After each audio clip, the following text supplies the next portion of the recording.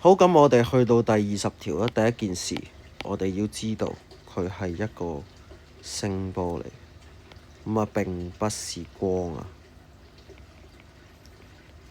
咁所以啦，第一件事啦，我哋嗰個頻率問題啦，頻率問題。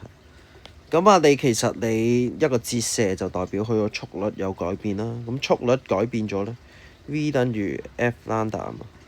咁啊，速率下降咗。記住我哋嘅頻率咧係 base on 咧，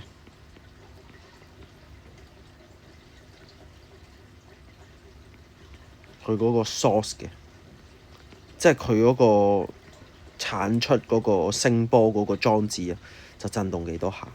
咁所以呢度咧其實就改變咗佢嗰個 lambda。咁所以咧 A 就唔啱啊。去到 B 啦，開始咧就要咧了解一樣嘢，就係我哋喺聲波入面，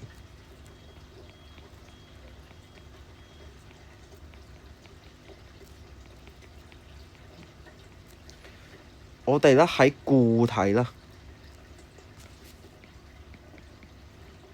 嘅速率係最快嘅，即係其實同光係調翻轉。咁啊好重要嘅一樣嘢就咁啊，好多人錯都係錯呢一樣嘢。咁跟住就係液體啦。咁最慢咧，其實反而就會係空氣，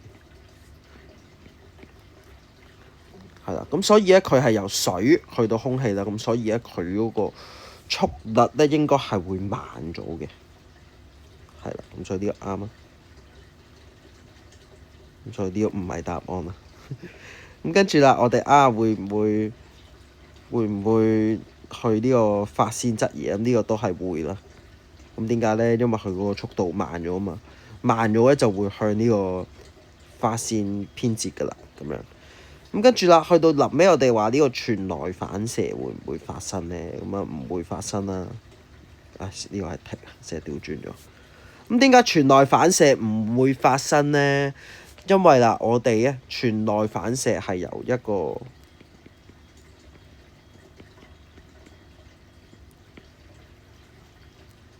全內反射，其實係由一個慢嘅介質去到一個快嘅介質嘅一個過程啊嘛。咁但係啦，其實而家我哋水去空氣嘅，佢係變慢咗嘅，咁所以咧就冇呢個可能性，咁所以就係 D 啊。咁啊留意翻呢一樣嘢啦，係啦，冇乜特別，就係咁啊。